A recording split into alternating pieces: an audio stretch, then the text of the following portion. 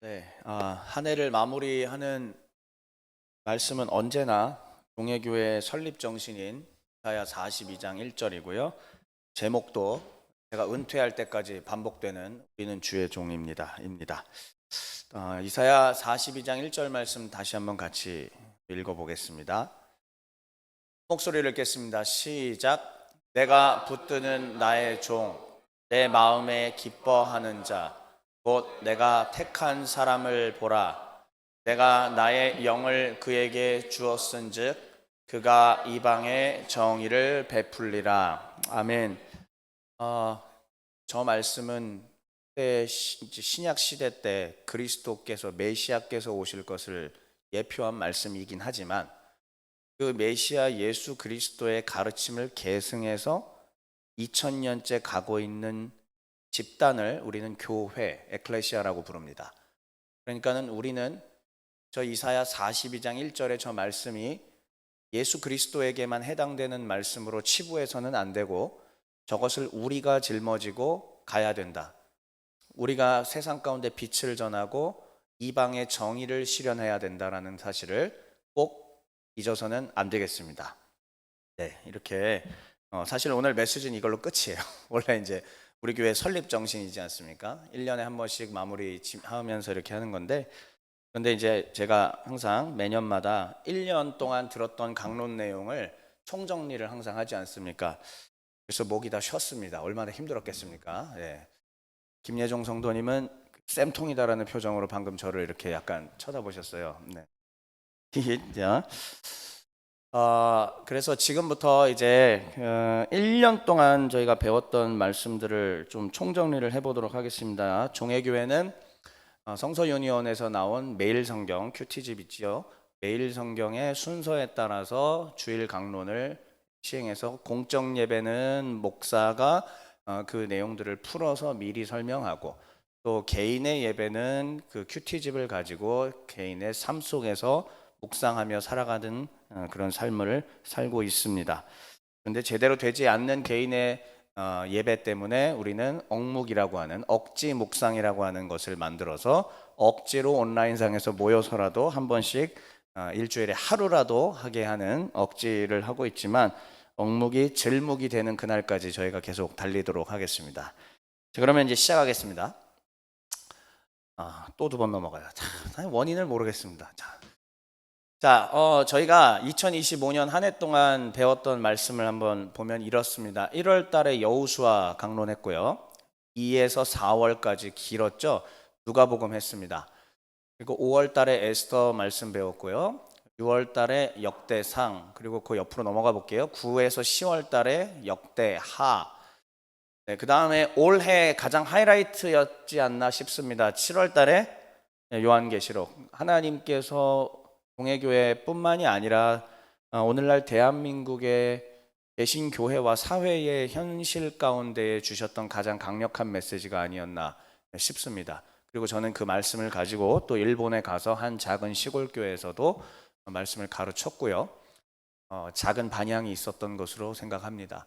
8월 달에는 스가랴, 스바냐, 그리고 11월 달에 에스라, 느헤미야를 했습니다. 물론 저 안에 빠져 있는 시편, 뭐 데살로니가 전서 이런 것들이 있긴 한데 한 번씩 잠깐 지나가는 것들은 가급적 이제 실지는 않고요. 큰 덩어리로 시리즈들로만 이렇게 담았습니다. 우리가 1년 동안 배운 말씀들을 한번 보면은 구약은 역사서와 예언서가 있었습니다. 역사서가 거의 다였습니다. 여호수아, 에스더, 역대상, 그 다음에 역대하, 에스라, 느헤미야 전부 다 역사서입니다. 그래서 하나님의 역사가 어떻게 진행되는가? 아니요, 정확하게는 이스라엘이 어떻게 하나님 앞에 반역하였는가? 구약의 역사는 거의 대부분 그 반역에 대한 내용이거든요. 그래서 그러한 내용들, 그러한 반역 속에서 하나님의 백성들은 어떻게 하나님을 신뢰하며 살아가는가를 우리가 역사서를 통해 배웠고, 또 스가랴서와 스바냐서 소선지서죠. 12권의 소선지서에 해당하는 스가랴와 스바냐를 통해서 이제 예언서를 배웠고요. 신약은 누가복음이 꽤 길었습니다. 복음서 누가복음을 배웠고 그다음에 예언서였던 요한계시록을 우리가 함께 배웠습니다. 자, 그러면 하나하나 이제 복습을 할 건데 1년 총정리를 할 건데 분명히 보시면 기억이 날 거예요. 무슨 내용들을 했는지. 이게 벌써 1년 전이라고 하고 이제 놀랄 겁니다. 자, 일단은 여호수아는 이렇게 저희가 5번을 강론을 했습니다. 이상의 시련이라고 하는 그 전체적인 그 시리즈 제목이었고요. 그 언더바 밑에 있는 것만 소리내서 한 번씩 잠깐 읽어볼게요. 율법 묵상부터 쭉 아래로 시작. 율법 묵상, 거룩하라, 순종하라, 따라가라, 개척하라. 모세가 이스라엘 백성들을 데리고 나왔지 않습니까? 데리고 나와서 여호수아의 핵심은 뭐냐면은 그 땅에 들어가는 거고, 근데 들어가는 게 끝이 아니라 그 땅에 들어가서 정복해야 됩니다. 하나님이 들어가라고 명령하셨지만은 끝이 아니에요. 그 땅에 이미 살고 있는 자들이 있었고 그들을 내쫓아야 되는, 내가 피를 흘려야만 되는 그러한 어려움들이 있었다라는 것이죠. 그럼에도 불구하고 해야 하는 것입니다. 그게 주의 백성들에게 주어지는 것이고, 이것은 영적인 싸움이 주의 백성들에게 끊이지 않을 것이라는 것을 우리에게 상징적으로 가르쳐주고 있는 것입니다. 그런데 그게 또 끝이 아닙니다. 그 들어간 땅에서 땅을 지파별로 배분하고, 배분한 뒤에 핵심은 뭐냐면은 이상의 시련이잖아요. 광야에서 하나님이 모세에게 주셨던 그 법전들 있죠, 법 덩어리들, 그 법률이 실행되는 나라를 만들어라라는 얘기입니다. 건국이에요, 쉽게 얘기하면. 나라를 세워라. 그런데 그 나라가 운영되게 하는 시스템과 작동 방식이 뭐냐면은 하나님이 모세에게 주셨던 언약법전과 성결법전과 신명기법전, 이 3가지의 법전에 들어있는 내용이 실현되게 만들어라. 그래서 이상의 실현입니다. 그러니까 이거는 그때 있었던 근동의 다른 나라들과는 전혀 달랐던 거죠. 분명히 기억이 나실 겁니다. 자, 그렇다면 이 그림 기억나세요? 기억날 거예요. 안 나는 표정. 김윤호 성도님 기억나죠? 우리 김윤호 성도님은 거짓말을 못합니다. 이렇게 하는 거 보니까 기억 안 난다는 뜻이네요. 자, 이렇게 되어 있습니다. 건너라, 취하라, 나누라, 섬기라. 이게 여호수아 신학의 전체 이야기입니다. 자, 그럼 하나 더 넘어가서, 자, 건너라, 취하라, 나누라, 섬기라는 뭐였냐면은, 건너라와 취하라는 땅을 정복하라는 얘기였고요. 그 다음에 나누라와 섬기라는 땅을 분배하고, 그 다음에는 이 땅에 뭐가 실현되게 하라? 여호와의 법이 실현되게 하라. 너무 쉽죠? 여호수아의 핵심입니다. 다시 한번, 땅을 정복하라, 땅을 분배하라, 그리고 주변에 있던 폭력이 난무하는, 그리고 제왕이 통치하는 세상 질서에 따르지 않는 여호와의 법, 즉 정의와 공의와 자비가 실현되는 나라를 만들어라. 신명기 법전, 작년 거죠. 신명기 법전의 핵심이 뭐였습니까? 이 땅에 뭐가 없게 하라? 가난한 자가 없게 하라. 이게 신명기 법률의 가장 핵심 가치였습니다. 가난한 자가 없게 하는 것을 여기서 실현하라는 얘기입니다. 그러니까 신명기는 광야에서 배운 거잖아요. 광야에서 주신 말씀이지 않습니까? 광야에서 배운 그 내용, 가난한 자를 없게 하라. 어디서? 너희가 들어갈 땅에서. 여호수아는 뭐예요? 너희가 들어온 그 땅에서 그것을 실현하라. 고아와 과부와 버려진 자들은 끊임없이 있을 거고 가난한 자들은 끊임없이 있겠지만, 그러나 그들이 가난하지 않도록 만들라.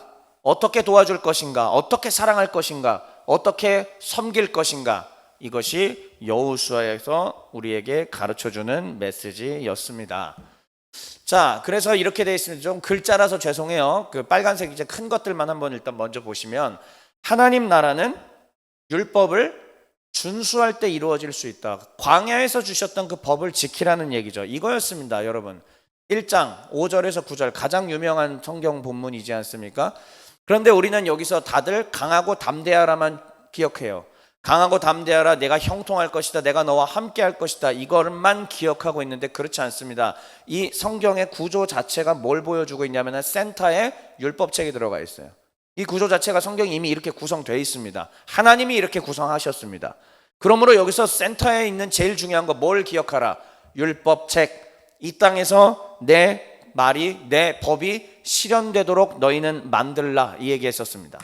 자, 그 다음, 하나님 나라는 거룩을 유지할 때 실행될 수 있다라고 얘기했습니다. 여러분, 이게 전체적인 출애굽의 그 그림이었죠. 제가 올 초에 1월 달에 보여드렸던 건데 출애굽이 어떤 식으로 이루어지냐면은 뭐 이걸 다 설명하는 건 너무 기니까 한번 잠깐 볼게요. 모세가 신발을 벗음으로 시작이 됩니다. 자, 신발을 벗고 난 다음에 하나님이 모세한테 할례 받으라고 합니다. 할례를 받으면은 신체적으로 굉장히 아프고 상당히 회복 기간이 필요하죠. 그 다음에 유월절을 지키라고 합니다. 그리고 홍해를 건너서 출애굽이 됐습니다. 그러나 바로 되지는 않고 광야 40년이라고 하는 긴 세월을 거칩니다. 그 다음에 이게 데칼코마니처럼 뭐가 있느냐면은 홍해 대신 이젠 그 땅에 들어가기에 앞서서 요단강이 나오고요. 그 다음에 똑같이 하나님이 이번에는 모세가 아닌 여호수아에게 이렇게 명령하죠. 할례를 받으라. 유월절을 지키라. 자, 어때요 여러분? 할례와 유월절, 할례와 유월절. 모세에게 주셨던 것과 동일하죠. 그런데 여러분, 전쟁을 앞두고 있어요. 전쟁을 앞두고 있는데 할례 받으면 남자들이 전투를 수행할 수 있습니까? 없습니까? 불가능하지 않습니까? 그런데 그렇게 하래요. 미련한 것이죠. 하나님은 미련한 그거를 하라고 그래요. 왜요? 다시 한번, 거룩을 유지할 때, 즉 이 땅은 일반적인 칼과 창의 법칙으로 통용되는 나라가 아니라는 거예요. 내 나라는, 나 여호와가 다스리는 나라는 칼과 창으로 통용되는 나라가 아니다. 돈으로 통용되는 나라가 아니다. 여호와 앞에 거룩한 나라다. 하나님 앞에 카도시, 거룩을 유지할 때 실현되는 나라다. 그러므로 구성원들 하나가 율법을 준수하고 거룩을 유지할 때 온전한 나라가 될 수 있다라고 했던 것 분명히 기억하실 겁니다. 그런데 하나님 나라는 또 하나님을 의지할 때 된다라고 얘기했습니다. 혹시 기억나실까 모르겠어요. 말과 병거 기억하세요? 말과 병거. 네, 들어가서 전쟁을 치르는데 전리품을 얻었어요. 이 당시에 최고 귀한 전리품은 말과 병거예요. 근데 말의 뒷발에 힘줄을 끊어라, 병거를 불사르라. 아니, 전투력에 너무나 큰 도움이 되는 아이템들을 왜 제가 마다해야 되죠? 하나님 그렇게 하래요. 왜요? 다시 한번, 이 나라는 칼과 창의 법칙으로 통용되는 나라가 아니다. 그 다음 마지막으로, 하나님 나라는 헌신을 각오할 때, 유다 자손, 그러니까 갈렙이에요. 우리가 맨날 이 산지를 내게 해주소서 하잖아요. 그게 사실 무슨 의미냐면은, 그 산지를 달라고 얘기하는 거는 이미 40년 전에 그 산지를 준다고 갈렙한테 약속했어요. 유다 지파한테. 그러면 여기한테 준다고 했던 것이 이제 들어왔잖아요. 들어왔으니까 달라는 거예요. 그런데 그 땅에는 그냥 무주공산이 아니라고 뭐가 있어요? 안악자손이 기다리고 있어요. 싸워야 돼요, 그들하고. 근데 갈렙은 내가 피를 흘려서라도, 내 나이 85세지만 나 아직 싸울 수 있습니다. 내가 피를 흘리더라도, 우리 지파가 약간의 손해를 감수하더라도 싸우겠습니다. 왜요? 하나님이 40년 전에 나에게 약속하셨던 그 땅이니까요. 그런데 반면에 요셉 자손들, 여기는 어떤 반응이었냐? 에이, 우리가 제일 큰 지파인데, 므낫세 우리가 제일 큰 지파인데 우리 땅 왜 이렇게 작아요? 불평불만입니다. 그랬을 때 스스로 개척하라 라고 하는 여호수아의 지엄한 명령이 있었죠. 그러니까 하나님 나라는 뭐냐? 주의 말씀의 법이 처음 딱 세워져야 돼요. 그리고 그 법대로 백성들이 거룩을 유지하고, 말과 병거를 의지하지 말고 하나님을 의지하고, 또한 내가 손해볼 것까지 각오하면서 살아가는 것, 이게 바로 하나님 나라 백성이었다. 기억나십니까? 반응들이 기억나요? 안 나요? 이거 어렴풋이 나요? 예. 그러니까 지금 굉장히 중요한 메시지였어요. 이게 하나님 나라 백성입니다. 다시 법을 세우셔야 됩니다. 그리고 거룩을 유지해야 되고, 하나님을 의지하십시오. 돈과 창과 칼이 우리를 통치하는 게 아닙니다. 그걸 다 넘어서야 돼요. 그리고 헌신해야 됩니다. 여기까지가 하나님 나라 백성입니다. 그 다음 누가복음을 저희가 배웠습니다. 자, 누가복음은 제가 길이라고 하는 모티프를 중심으로 누가복음 전체를 강론을 했습니다. 꽤 길었네요. 지금 보니까 무려 10주 동안 했네. 아이고. 자, 첫 번째는 메시아의 길이고, 그 다음에 2, 3, 4강은 갈릴리의 길이고, 그 다음에 5강에서 9강은 예루살렘으로 올라가는 길에서 있었던 이야기이고, 마지막 제 10강은 예루살렘에서의 길이다 라고 했습니다. 자, 한번 볼게요. 정리를 한번 해보면 자, 정리하면 이렇습니다. 메시아의 길은 뭐였느냐? 이 땅 가운데 빛으로 오신 주님, 주 여호와의 신이 내게 임하였으니 이는 나로 가난한 자들에게 복음을 전케 하려 하신다는 이사야의 그 말씀대로, 그 예언대로 예수님께서 이 땅 가운데 오셨죠. 예수님의 사역은 여성과 이방인들과 가난한 자들과 귀신 들린 자들과 병든 자들에게 먼저 찾아가는 사역이었습니다. 물론 그들만 찾아가는 사역은 아니에요. 바리새인에게도 갔습니다. 헤롯 땅에게도 갔습니다. 정치 지도자들에게, 사두개인들에게 갔습니다. 그러나 예수님의 사역의 맨 처음은 누구냐면 사회적 약자들에 대한 사랑의 길이었습니다. 이게 먼저 되면서 그 다음에 그 영혼들이 또 하나님을 아버지라 시인하게 만드는 이러한 복합적인 사역을 주님께서는 하셨다라는 것이죠. 예수님의 메시아의 길은 바로 여성, 이방, 가난한 자, 버려진 자, 이런 사람들에게 다가가는 사역이었습니다. 자, 그래서 이스라엘 팔레스타인 땅에 가장 가난하고 힘들고 어려운 사람들이 살고 있는 지역이 어디였느냐? 갈릴리예요. 이스라엘의 북부 갈릴리 호수 있는 곳. 그 갈릴리에 있을 때에 메시아 예수님께 성령이 임하고요, 그 다음 죄악에 사로잡힌 자들이 치유되고 회복되었습니다. 그리고 난 다음에 예루살렘으로 올라가십니다. 이 사이에 제자들도 모았습니다. 9장 51절부터 19장이라고는 아주 긴 장인데, 이 예루살렘으로 올라가는 동안 예수님께서는 하나님 나라는 이런 거야 라고 설명해 주셨습니다. 여러분, 우리가 직전에 여호수아를 통해서 이미 배웠잖아요. 하나님 나라는 뭐라고요? 주의 법이 딱 선 나라, 그리고 그 법대로 거룩을 유지하고 말과 병거를 의지하지 않고 여호와를 의지하며 오직 희생과 헌신의 삶을 살아가는 것이라고 이미 여호수아가 얘기하고 있지 않습니까? 그런데 예수님은 이상하게 여호수아를 재탕한 것 같이 똑같이 얘기하시는 거예요. 이 올라가는 길 가운데에 하나님 나라의 가치관을 형성시켜 주십니다. 제자들에게. 그 제자 훈련을 해요. 첫째, 자, 우선순위가 뭐냐? 너희는 오직 하나님의 말씀이 우선순위여야 된다. 이거 얘기해 주십니다. 법을 세우라는 거랑 똑같죠? 이웃사랑, 그리고 하나님을 의존하는 기도, 말과 병거를 의지하지 말고, 그리고 낮은 자리를 가라, 그리고 종말은 있다. 이게 예수님께서 예루살렘으로 올라가는 길 가운데 해주셨던 가르침입니다. 이것을 표 하나로 다시 한번, 이것도 제가 보여드렸던 표였습니다. 자, 우선순위, 사람들은 서로 한 자리 차지하고자 예수님께 이렇게 비빕니다. 예수님은 후순위로 밀립니다. 하나님을 따르라고 했지만은 no, 한 자리 차지하는 것만 사람들은 관심 있습니다. 우선순위 똑바로 해라. 이웃사랑이었습니다. 선한 사마리아인으로 유명한 스토리죠. 누구의 이웃이 될 테냐? 의존기도, 하나님을 의지하며 기도하라. 말과 병거를 의지하지 말아라. 낮은 자리, 하나님의 나라는 가치의 전복은 뒤집어지다라는 뜻이었어요. 가치의 전복이, 그러니까 여러분, 우리가 진짜 예수를 믿는다는 거는 내가 가지고 있었던 이 가치관의 전복이 일어나야 돼요. 높은 자리로 가야지, 아니 최선을 다해서 가십시오. 돈도 버십시오. 그러나 높은 자리에 올라가더라도 나의 가치는 어디로 향해야 된다? 낮은 자리로 향해야 돼요. 내가 심지어 재벌이 된다 할지라도 나는 가장 가난하고 낮고 천하고 불쌍한 사람들에게 향해야 됩니다. 이 하나님 나라의 가치 전복이 일어나야만 비로소 진짜 하나님 나라 백성이라는 얘기죠. 종말신앙 임한다, 뭐 이런 얘기였었습니다. 그래서 다시 한번, 자, 마지막 예루살렘에서의 길은 무엇이냐? 주님께서 이제 성전에 들어가시고 성전을 정화하시며 제사를 회복합니다. 이 제사 회복이라는 게 바로 십자가를 말하는 거예요. 십자가를 통하여서 완전한 제사, 이제 다시는 제사가 필요 없는 완전한 치료적인 영구히 유효한 제사를 드려주십니다.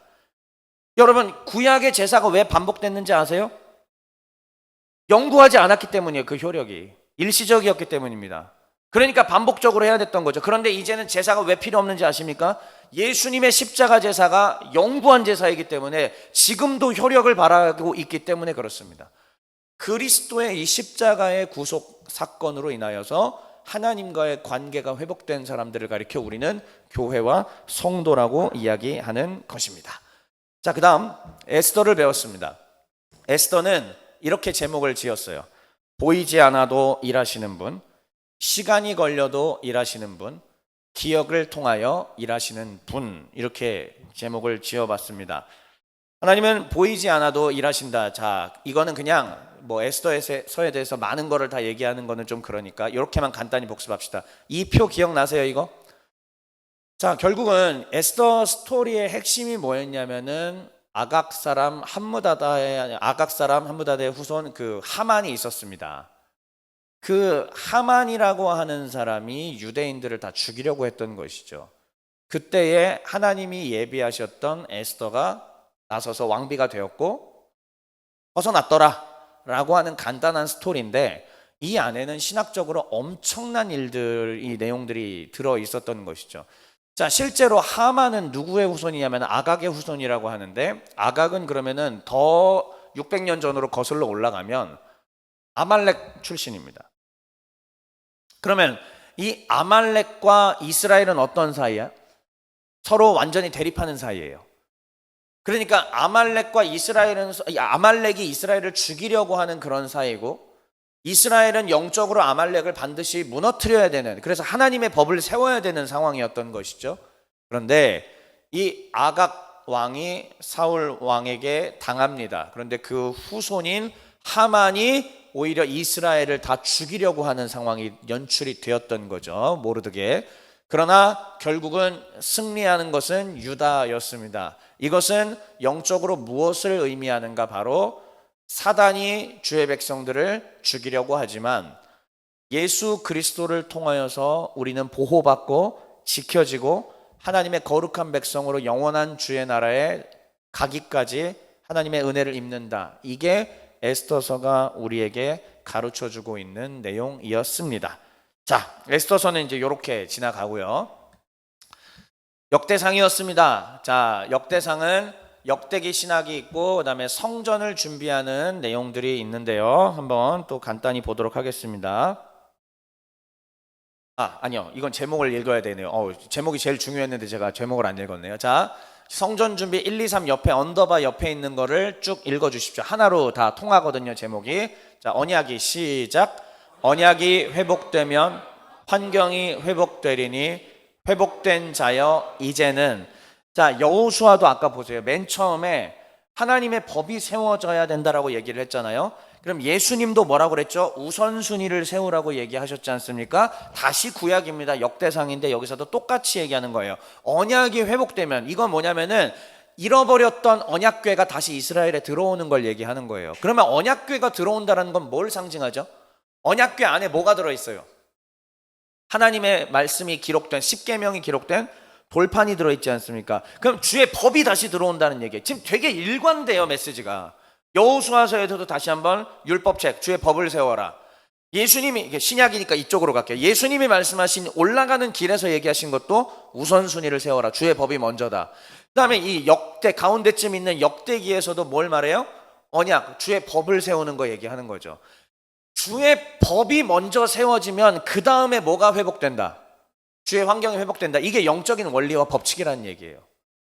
그러면 그렇게 회복된 자들은 어떻게 살아야 되는가라는 얘기가 바로 역대상의 내용이었고, 그냥 이렇게 먼저 역대기 신학 보고 다음에 한 화면으로 볼게요. 역대기 신학은 바로 이런 겁니다. 역대기는, 자, 솔로몬 성전이 먼저 지어져 있었어요. 그런데 바벨론에 의해서 솔로몬 성전이 무너졌죠. 그리고 다시 돌아와서 스룹바벨 제2성전을 지었습니다. 그 제2성전을 짓고 나서의 스토리. 우리나라는 왜 망했는가? 우리 유다는, 이스라엘은 대체 왜 망했는가? 이제 역사서를 편찬하여 저술하여 우리가 왜 망했는지 다시 한번 되짚어 봅시다 라고 기록한 책이 바로 역대기입니다. 그래서 여기 한번 같이 소리내서 파란색 글씨 읽어봅시다. 시작. 역대기는 포로 귀환 이후 제2성전이 완공된 뒤에 공동체의 정체성과 신앙 회복을 위해 기록된 책입니다. 좋습니다. 그래서 이 그림 3개로 그냥 아까 그 세 강론을 다 정리했습니다. 법궤가 들어옵니다. 맨 위에. 법궤가 들어온다라고 하는 것은 다시 주의 말씀이, 주의 법이 세워진다라는 뜻이고요.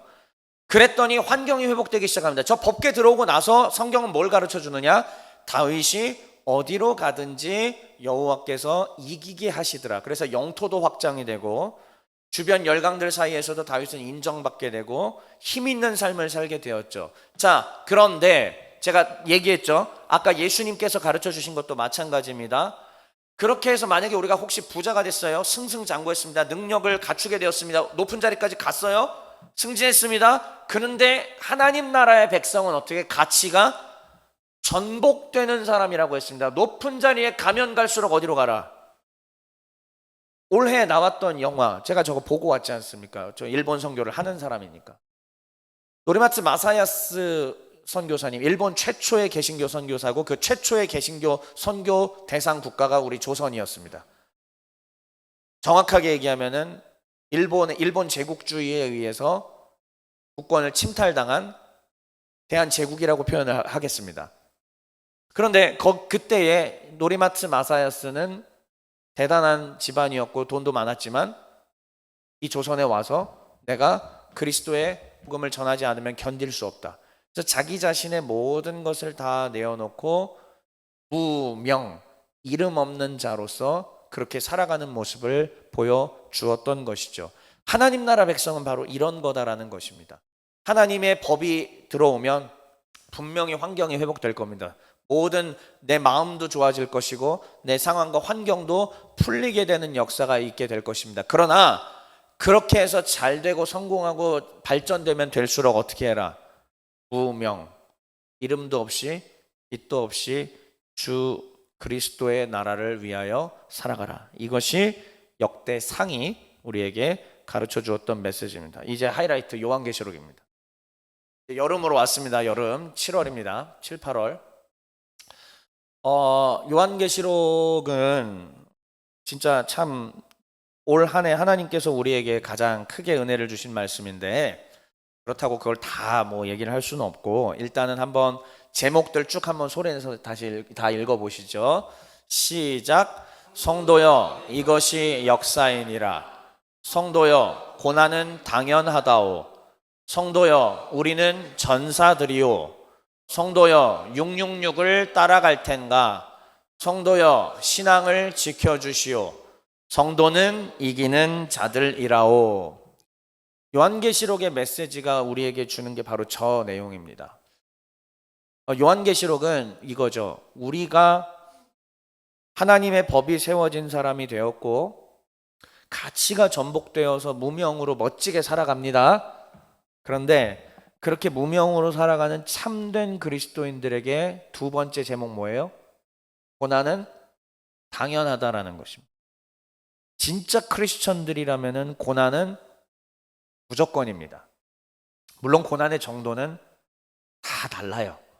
견딜 만한 고난이 있는 사람도 있고 어떤 사람은 하나님이 기어이 순교의 제물로 받아내시는 분들도 있을 겁니다.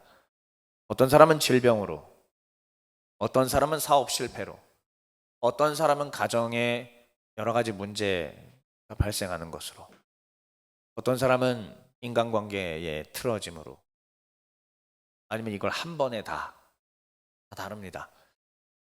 저도 수많은 고난을 거쳐서 여기까지 지금도 묵묵하게 걸어가고 있는 한 사람이고요. 일전에도 얘기 드렸지만 제가 20대 초에 주의 부르심을 받았을 때 21살, 2살 때 그때 목사님에게 고난이 싫습니다. 가난이 싫습니다. 그래서 이 길을 못 가겠습니다. 라고 얘기를 했는데 하나님은 고난을 안 주신다는 거예요. 그분이 뻥이었습니다. 고난은 그때부터 시작돼서 계속 지속적으로 제 삶 가운데 있었고 그런데 그 고난을 통하여 하나님의 법을 더 깊이 세울 수 있었고 더 우직하게 세울 수 있었고 그리고 말과 병거를 의지하지 않고 진짜 여호와 하나님 그리고 우리 주 예수 그리스도만 의지하는 것을 배우게 하셨습니다. 그런데 다시 한번 얘기하겠습니다. 여러분 고난은 당연한 거예요. 고난이 왜 당연한가? 이것이 바울이 제시해준 물론 요한계시록 이야기지만 바울이 제시해준 세상입니다. 자, 바울은 아니 정확하게 유대인들은 이 세대가 있고 오는 세대가 있다라고 이 두 세대가 있다라고 인식하고 있었어요. 언제? 2000년 전 예수님 당시 때. 다시 한 번만요. 지금 이 세대가 있고 오는 세대가 있다라고 생각하고 있었습니다. 그럼 이 세대와 오는 세대를 구분하는 기준점은 뭐냐면 메시아가 오시면 그 일이 된다. 이게 유대인들의 믿음이었어요. 자, 그러면은 기다리던 메시아로 가장 확실해 보이는 사람이 왔죠. 누구예요? 예수님. 그러면 예수님이 오시고 나서 이 세대는 지나가고 없어져야 되고 오는 세대, 새로운 세대가 열려야 돼요. 그 새로운 세대는 뭐냐? 모든 게 완벽해진 세상을 말하는 거예요. 그런데 예수님이 오셨음에도 불구하고 완전한 세상이 열렸다, 안 열렸다? 안 열렸죠. 이 부분에 대해서 하나님은 바울에게 지혜를 주시고 왜 이렇게 됐는지 풀어내게 하셨습니다. 그리고 바울은 13권의 자신의 저수를 통하여 이게 어떤 건지를 표현해내는데 그 조각들을 모아서 분석을 해서 정리를 한 게 바로 이 표입니다. 그러니까 이게 이런 식으로 지금 유보가 되고 있다는 것을 바울이 표현한 거죠. 자, 보시면은 이 세대, 현재 세상은 그대로 있어요. 그러면 예수님께서 죽으시고 부활한 사건도 역사에 있었지 않습니까? 예수님이 부활하셨는데 세상은 달라지지 않았다는 거예요. 오는 세상에 안 왔단 말이지. 근데 그 오는 세상이 어디서 실현됐다? 하늘에서 실현됐다라는 뜻이에요. 이게 바울이 가르쳐 주는 겁니다. 그래서 이미 종말 세상은 하늘에서 실현이 다 되었다. 그러면 이 땅은요, 아직 미완성되었다. 그러니까 지금 2025년을 살아가는 저와 여러분들은 현재 아직도 우리는 가난과 기근과 굶주림, 전쟁, 방화, 약탈, 살인, 각종 이러한 안 좋은 모습들을 지금도 우리는 보고 있는 거예요. 자, 그러면 하나님의 나라는 그러면 우리랑 무관한 거 아닌가요? 아니요. 자, 하늘에서 이미 실현되어 있잖아요. 하늘에서 이미 실현되어 있는 그 하나님 나라가 어떻게 된다? 우리가 예수님을 영접하고 성령이 우리 가운데 임하실 때 비로소 일시적이긴 하다, 완전하진 않으나 하늘에서 이루어진 하나님 나라가 우리에게 임하는 거예요. 그러면 나의 삶은 다시 아직도 시궁창 같은 미완성의 이 세상을 살아가는 거지만 이 세상을 살아가면서 하나님의 성령이 나에게 임하심으로 일시적이지만 나는 하나님 나라를 맛보면서 누리며 살아가게 된다는 것입니다. 그게 하나님 나라의 현재성입니다. 하나님 나라는 하늘에서 실현되긴 했지만 그 은혜가 우리에게 임할 수 있다는 것을, 이거를 바울이 얘기해 줬고 여기에 대한 명백한 증명을 누가 해줬냐면 요한계시록이 해줬습니다. 그러니까는 바울의 가르침과 요한계시록의 가르침을 합쳤을 때에 이렇게. 그러면 언제 완성되는 그 오는 세상이 이루어지느냐? 주 예수께서 지금 하늘에 계시잖아요. 하늘에 하나님의 보좌 우편에 앉아 계신다고 성경은 묘사하고 있습니다. 그럼 그분이 어떻게 이 땅에 다시 내려오시면 비로소 이 시궁창 세상은 어떻게 된다? 끝나는 거예요. 그리고 완성된 하늘의 나라가 이 땅에 실현되는 것입니다. 이게 요한계시록과 바울이 우리에게 가르쳐주고 있는 내용이었습니다. 자, 그래서 요한계시록은 이렇게 생겼습니다.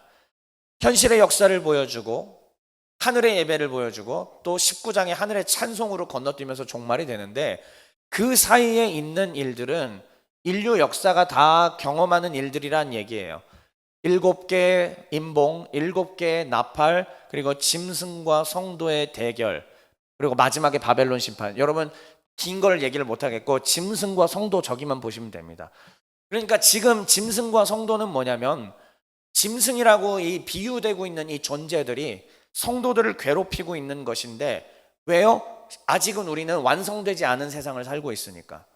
완성된 하나님의 나라는 아직 하늘에 있으니까. 그런데 이걸 요한계시록이 어떻게 묘사했는지 기억하실 겁니다. 12장 붉은 용이 있고 해를 입은 여인이 있는데 결국은 이 전투에서, 천사와의 전투에서 붉은 용이 어떻게 돼요? 졌다라고 얘기하죠. 그리고 그 붉은 용이 어떻게 된다고 했죠? 내려온다고 얘기했습니다. 그러면 이게 뭘 상징하는 거냐? 하늘에서는 예수 그리스도의 십자가의 죽으심과 부활로 인하여 하늘에서는 하나님 나라가 완성됐다는 뜻이에요. 붉은 용이 패배해서 내려왔다. 비유예요. 자, 그런데 붉은 용이 내려와서 이 땅에서 자기가 왕 노릇한다고 얘기합니다. 그때에 누구에게 권세를 줬다고 했어요? 붉은 용이 누구에게 권세를 줬죠? 기억납니까? 네? 아니, 정확하게 짐승. 근데 짐승도 첫째 짐승가요? 둘째 짐승이 있다라고 얘기했습니다. 첫째 짐승에게 먼저 권세를 준다고 그랬는데, 그럼 첫째 짐승이 누구냐면은 주로 정치 지도자예요. 그러면 이 둘째 짐승은 누구냐? 이 첫째 짐승을 돋보이게 만들어주는 자들이에요. 그러니까 붉은 용이 하늘에서 패배한 세력이 이 땅 가운데 내려와서 사람들을 어떻게 현혹시키느냐? 권세와 권력을 탐닉하고 추구하게 만드는 것이죠. 그러니까 이 당시 1세기 때는 로마 황제이고, 지금으로 따지자면은 뭐 열강들의 대통령이나 뭐 무슨 그런 거가 되겠죠. 그러니까 사람들의 눈과 귀를 어디로 돌려버렸다? 정치 지도자들에게. 복음보다는 예수 그리스도의 십자가의 구속과 가치가 전복돼서 낮아지는 건 관심이 없고, 어디요? 정치 지도자 쪽으로 모든 시선을 다 돌려서 그들에게 관심 갖게 가고, 그들을 찬양하게 만들고, 그들에게 집중하게 만드는 것. 이게 마귀가 하는 전략이라고 제가 올여름에 분명히 얘기했습니다. 그리고 제 이야기가 아니라 성경이 분명히 가르쳐주는 내용. 짐승과 성도. 그래서 오늘날의 대한민국 사회도 마찬가지고, 과거도 그랬고, 사람들이 그런 식으로 현혹돼서 당하고 있다. 하나님을 예배하고 하나님께 나아가야 되는데, 정치 지도자들에게, 권세자들에게, 권력자들에게, 황제에게 완전히 다 시선을 빼앗겨서 그렇게 살아가고, 나도 그 권력을 얻어보고자 암살하고 제거하고 그렇게 만든다는 거죠. 그게 붉은 용의 폐잔병이 내려와서 이 땅 가운데 하는 일이었다. 그래서 성도는 고난받는 거예요. 성도는 왜? 가치가 전복된 사람이잖아요. 이 땅 가운데 전복된 가치로 사니까 사람들은 미련하다고 얘기합니다. 손가락질합니다. 저 병신들이라고 얘기합니다. 그런데 그 병신들 같은 삶을 살아내는 게 성도예요. 그게 그리스도인입니다. 하나님이 교회를 왜 세우셨느냐? 그런 사람들을 부르시기 위하여 주의 교회에 피를 값주고 사신 것입니다. 이게 요한계시록의 내용이었습니다. 다른 것들은 그냥 지나갈게요. 자, 그리고 8월달 이제 스바냐 있는데, 영적 질서의 회복, 영적 질서가 회복되면, 그리고 스바냐는 그냥 그마림과 코하님 하나인데, 기억나시죠? 다 제사장이란 뜻이었는데, 코하님은 히브리어로 원래 제사장이고요, 그마림은 이방 제사장들, 이방 제사장들, 그냥 그런 얘기였었습니다. 그래서 그마림과 코하님은 따로 준비 안 했고, 자, 영적인 질서가 회복되면 어떻게 되냐? 일단은 여기 보면은 스가랴서에 있는 환상 내용입니다. 대제사장 여호수아를 정결하게 하시고 더러운 옷을 벗어라, 그리고 아름다운 옷을 입히리라 라고 이런 모습으로 환상을 보여주시는데, 이게 영적 질서의 회복을 의미한다라고 얘기했었고요. 그래서 지도자가 먼저 성결해야 되는데, 저예요. 그러니까 여러분들을 탓하는 거 하나도 없습니다. 제가 먼저 똑바로 하고 지도자가 먼저 영적 전쟁에 승리를 하면, 그러면 구성원들이 올바르게 서고 함께 싸우며 나아갈 수 있다. 이게 바로 참된 교회를 세우는 길이었다라고 말씀드렸고, 그래서 영적 질서가 회복이 제대로 되면 이런 열매들이 맺혀집니다. 다시요, 가치가 전복된다고 했죠. 낮아지는 거랬죠. 온유하고 절제하고 사랑하고 호의를 베풀고 인내하고 평화를 추구하고. 내가 예를 들어서 계속 내가 가는 곳마다 싸움이 일어나요. 그러면은 거기에 시스템의 문제일 수도 있는데, 아니면 내가 문제일 수도 있어요. 시스템에 문제가 있는 곳 가운데에 만약에 영적 질서가 회복된 사람이, 성령으로 열매 맺는 사람이 가면은 다소 간의 갈등은 있을 수 있지만 궁극적으로는 그 시스템까지도 바뀔 거라고 저는 생각합니다. 사람들이 바뀔 거라고 생각합니다. 내가 먼저 온유하게, 내가 먼저 사랑을 베풀고, 내가 먼저 절제하면은 당연히 상대도 시간은 걸리겠지만 그 진심을 이해를 못하지 않을 거라고 생각합니다. 실제로 제가 경험한 것이기도 하고요. 저를 굉장히 오랫동안 괴롭혔던 그 분들이 계셨지 않습니까? 근데 그분들도 결국은 제가 그 2년의 기간이 끝나고 나갈 때는 인정해 주지 않습니까? 진심으로는 얼굴을 보고 말을 못 하겠으니까 만취 상태로 와가지고 미안했다고 저를 끌어안고 오리집에서 맛있게 먹으면서 그렇게 얘기했던 그때의 생각도 납니다. 끝까지 주의 백성은 사랑으로 온유하고 절제하고 평화로 호의를 베풀고 이런 것들을 해 나가는 것입니다. 자, 이제 거의 다 왔습니다. 역대하. 자, 가을로 넘어왔습니다. 9월, 10월. 자, 역대하는 두 가지의 길을 배웠습니다. 임마누엘의 길과 종교개혁의 길입니다. 임마누엘의 길은 성전을 이제 봉헌하는 그러한 장면이었고요. 종교개혁은 우리가 10월 26일에 종교개혁 주일을 맞이해서 4번의 또 시리즈로 종교개혁 특별 시리즈로 저희가 진행을 했었습니다. 자, 그러면 이제 임마누엘의 길에 대해서는 그냥 화면 하나로 간단하게 보시죠. 솔로몬이 기도를 하게 됩니다. 솔로몬의 기도는 겸손한 기도였습니다. 하나님 앞에 부와 명예와 칼과 창과 말과 병거를 요구하지 않았습니다. 솔로몬은 들을 수 있는 귀를 주십시오. 다른 사람들을 온유하게 받아들여주고 호의를 베풀 수 있는, 백성들의 삶을 편안케 하는 그러한 마음을 나에게 허락하여 달라고 기도를 겸손하게 했습니다. 그리고 그는 성결과 찬송을 실행하였습니다. 이 성전을 제대로 짓고요, 법궤가 안치가 되고, 그리고 성가대를 세워서 하나님을 찬양합니다. 그리고 무너졌던 모든 제도들과, 무너진 건 아니죠, 정비들, 모세 시대 때 있었던 그런 제도들을 제대로 정비해서 만들게 되었습니다. 이것이 바로 하나님과 동행하는 임마누엘의 길이었다. 그래서 임마누엘의 길은 뭐였었냐면, 다시 한번 하나님 앞에 겸손히 기도하고, 우리 아까 예수님 의존 기도 기억하시죠? 다 통하죠? 그 다음에 성결한 삶을 유지할 것. 지도자도 우리 구성원 성도들도 모두가 다 거룩, 하나님의 거룩, 성결, 이것을 실천해야 합니다. 그리고 주의 법대로 행하는 것, 이것이 매우 중요한 것이었고요. 이제 종교개혁 이야기를 하도록 하겠습니다.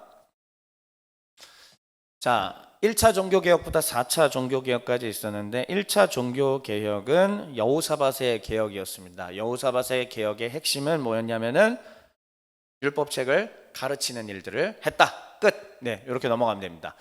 그리고 난 다음에 2차 종교개혁은 이거 사실은 이건 드라마로 좀 나올 법한 그런 스토리였지 않습니까? 이제 아달랴가 자기의 아들들, 손주들을 다 죽이려고 했던 그런 상황이었었죠. 그랬을 때에 그러면은 유다 지파가 아예 이제 끊어지는 거예요. 계승이. 그럼 하나님 나라가 무너지는 상황이었던 거죠. 그런데 이때 여호야다와 그의 아내 여호세바가 요아스를 잘 숨겨서 키웠다가 8살 됐을 때 왕이다 하고 해서 이제 아달랴를 몰아내고 다시 여호와의 법대로 왕권이 지켜지게 만들었다. 그래서 1차 종교개혁은 주의 법인 토라를 세우는 것이었고, 2차 종교개혁은 여호와의 왕권을 세우는 종교개혁이었다라고 얘기를 드렸고, 그 다음에 3차 종교개혁은 히스기야의 종교개혁이었는데, 히스기야는 아버지 아하스가 폐쇄했던 성전문을 다시 개방하는 일을 했습니다.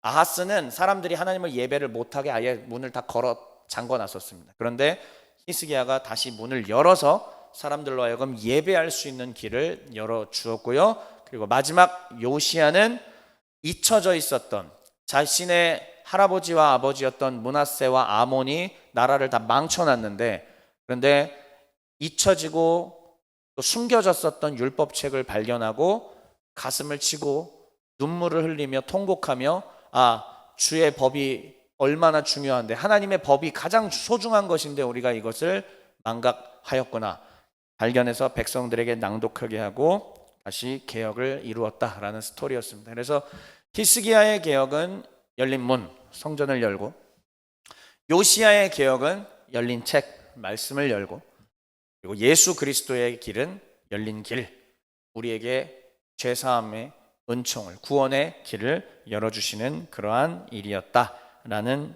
말씀을 드립니다. 이제 마지막이네요. 끝입니다. 에스라, 느헤미야를 배웠습니다. 에스라는 그냥 지나가도록 제가 하겠고요. 느헤미야, 불과 우리 얼마 전까지 봤던 거니까. 자, 보이는 성벽이 있었고 보이지 않는 성벽이 있었습니다. 느헤미야가 포로 귀환 당시 눈에 보이는 성벽은 무너져 있었습니다. 그래서 다시 다 지었어요. 열심히 잘 지었습니다. 그런데 5장에 우리가 주목을 하지 않았습니까?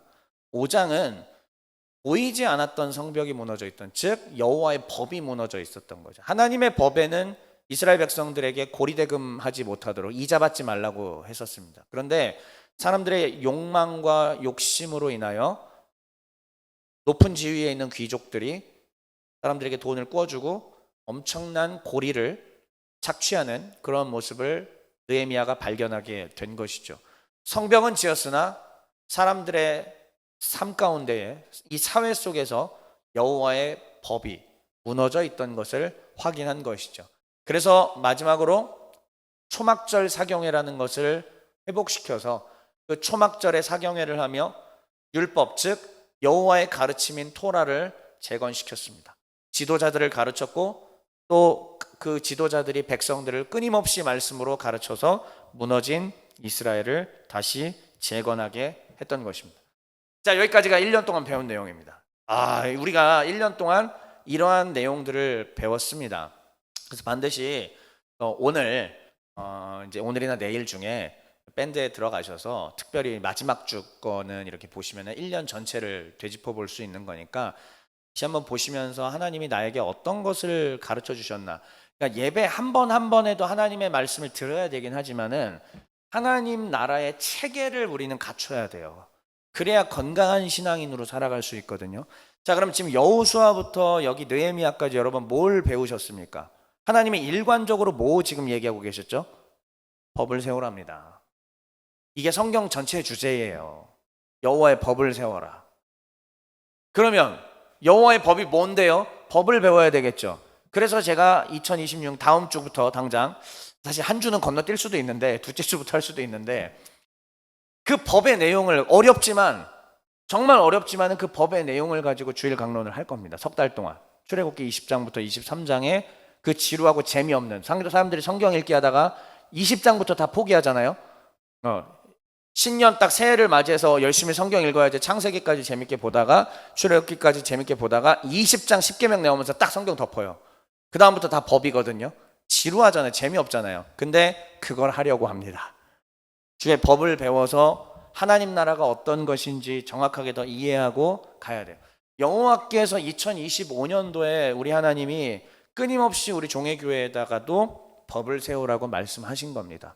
법을 세우라, 성결하라, 거룩하라, 가치를 전복해야 된다. 하나님 나라는 그런 거 아니다. 하나님 나라는 네 욕심대로 하는 거 아니다.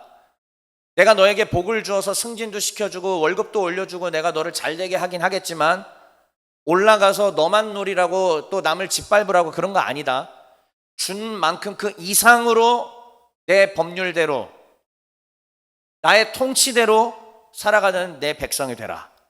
이게 우리 하나님이 지속적으로 말씀해 주시는 내용이었던 것입니다. 그러므로 마지막, 우리는 주의 종입니다. 주의 종은 누구인가요? 하나님 말씀에 이렇게 즉각 순종하는 사람입니다. 여러분, 가치를 전복합시다. 주의 법을 세웁시다. 순종합시다. 그리고 흑암에 갇힌 자를 찾아서 그의 삶을 놓이게 해줍시다. 그 사람이 흑암 가운데 계속 있게 놔두는 것은 방종이에요. 그 사람을 사랑하는 게 아닙니다. 그 사람의 삶이 변화될 수 있도록 흑암으로부터 놓이도록 만들어 줍시다. 이것은 실제 삶도 그렇고 영적인 삶도 그렇습니다. 영적으로 눌려있는 사람들은 가서 손을 잡고 기도해 주십시다. 삶이 눌려있는 사람들은 가서 도와주십시다. 일어나게 해주십시다. 이것들을 계속하는 게 바로 진짜 주의 백성이고 이게 교회의 존재 이유입니다. 아멘. 마지막으로 메시지 읽고 오늘 강론 마칩시다. 시작. 오 주님, 한 해 동안 주의 종으로 훈련시켜 주심에 감사드립니다. 내년에도 나를 주의 말씀으로 가르치시고 순종하는 주의 종이 되게 하소서. 아멘.